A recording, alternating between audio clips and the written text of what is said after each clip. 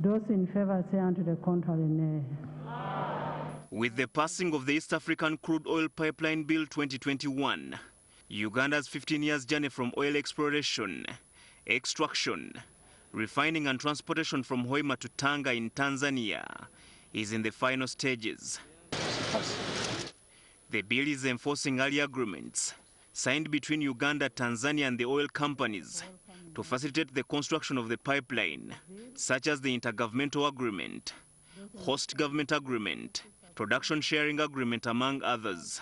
We have an obligation to transport our oil through the pipeline, and without this enabling law, it was not going to be possible. But what was very important, why this bill was very, very difficult to process, is because we were more or less ratifying the provisions of the agreements which were signed. So it's difficult when you call on colleagues and say this is already agreed upon, but let's now put it into a law. People say, are you calling us rubber stamp? We've been able to pass it without friction.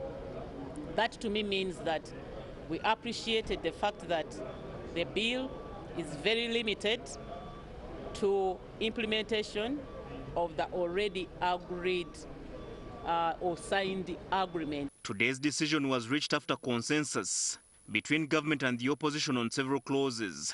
Negotiations on the instruction of Deputy Speaker Anita Among before plenary broke the deadlock. Both the opposition and government had divergent views on the land rights of the project-affected persons, government paying earlier costs incurred by the oil companies since 2016, transportation and oil tariffs, among others.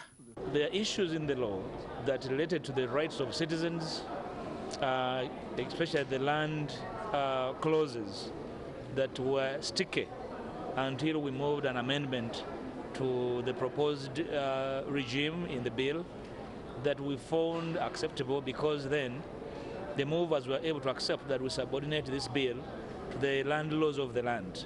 For the last 3 days, we have not slept from both sides of the aisle.